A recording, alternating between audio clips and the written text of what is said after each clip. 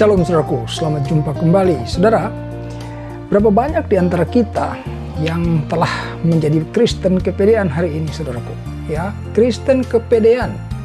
Apa maksudnya nih Kristen kepedean? Ya, Kristen kepedean itu adalah orang-orang Kristen yang merasa diri telah diselamatkan, tetapi mereka itu justru tidak semakin giat di dalam Tuhan, tetapi malah semakin lalai. Ya, mereka tidak lagi rutin membaca firman Tuhan dan merenungkannya, ya. Dan misalnya kalau dikirimkan khotbah, video khotbah, ya, rekaman khotbah atau dikirimkan renungan, itu mereka cuek gitu, ya. Tidak ada suatu keinginan untuk mendengarkannya atau membacanya. Jadi mereka itu hanya membaca firman Tuhan dan mendengarkan khotbah kalau lagi ada ibadah di gereja atau di suatu waktu. Ya, hanya di saat mereka beribadah barulah mereka akan mendengarkan firman Tuhan, ya, melalui khotbah dan membaca firman Tuhan. Saudaraku, saya bisa buktikan, ya saudara, bahwa cukup banyak orang yang hari ini mempunyai perilaku kekristenan seperti itu, merasa selamat tetapi justru yang dilakukan di dalam kehidupannya hanya mencari kenyamanan diri, ya, terlalu kepedean, yakin gitu bahwa dia dengan cara seperti itu telah selamat. Saudara, membuktikannya gampang, ya. Saudara coba perhatikan, adakah kita di dalam hal berdoa saja, ya, di dalam hal berdoa saja kita masih berdoa dengan doa yang diajarkan oleh Yesus Kristus, yaitu yang terdapat di dalam Matius 6 ayat 9-13. Ini doa Bapa kami, saudaraku. Doa ini diajarkan oleh Yesus Kristus. Adakah kita berdoa dengan mengucapkan doa itu lagi? Saudara, kalau doa itu tidak penting, Yesus tidak akan secara khusus mengajarkannya kepada kita. Ya, sehingga tidak ada alasan apapun bagi kita untuk mengabaikan doa tersebut. Seharusnya setiap kali saudara ingin berdoa, dimulailah dengan doa itu.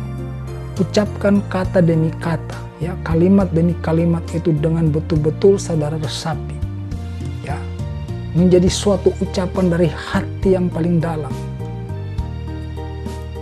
Baru kemudian setelah itu saudara melanjutkan dengan doa yang apa saudara inginkan. Saudaraku, kalau doa Bapa kami ini saudara anggap remeh, ya, saudara anggap ini hanya sekadar doa, sekali lagi saya ingatkan saudaraku, kalau tidak penting doa ini, ya, Yesus tidak perlu mengajarkannya secara khusus. Jadi berhati-hatilah, jangan kita menjadi Kristen yang kepedean. Ya, betul, memang Yesus Kristus mati di kayu salib agar kita beroleh keselamatan. Tetapi jangan percaya juga bahwa keselamatan itu adalah sekali selamat tetap selamat. Saudara, tidak ada itu sekali selamat tetap selamat. Keselamatan itu tidak akan pernah Yesus batalkan dari sisi Yesus, tetapi dari sisi manusia, manusia bisa membatalkannya.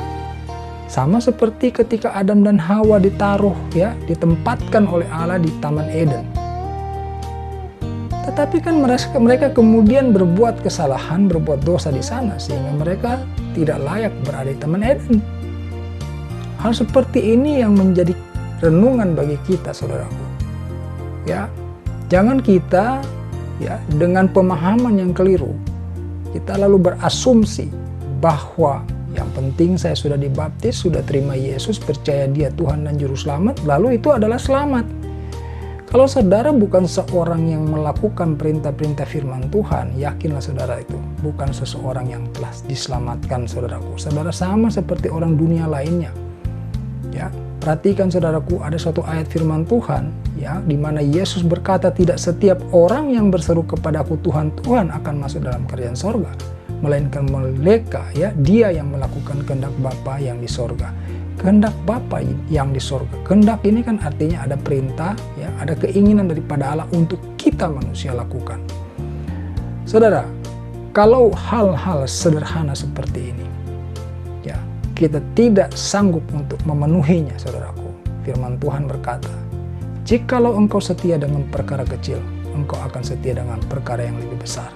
Jadi dalam hal ini, engkau sudah tidak setia dengan perkara kecil, karena engkau telah meremehkan doa yang justru diajarkan oleh Yesus Kristus, Sang Juru Selamat itu.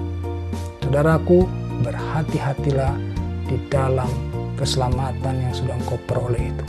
Paulus sudah mengingatkan, kerjakanlah keselamatanmu dengan takut dan gentar. Ya, kiranya saudara, renungan ini menyadarkan kita. Ya, lakukanlah sekecil apapun perintah firman Tuhan itu. Yang walaupun saya sendiri tidak percaya ada firman yang kecil, saudaraku. Ya, karena setiap firman itu pasti dahsyat demi kepentingan kita sendiri, saudaraku. Ya, jadi kita harus belajar untuk berjuang, ya, melakukan setiap perintah firman Tuhan. Dimulai ya dari hal-hal yang keseharian kita. Misalnya hal berdoa, itu adalah keseharian kita.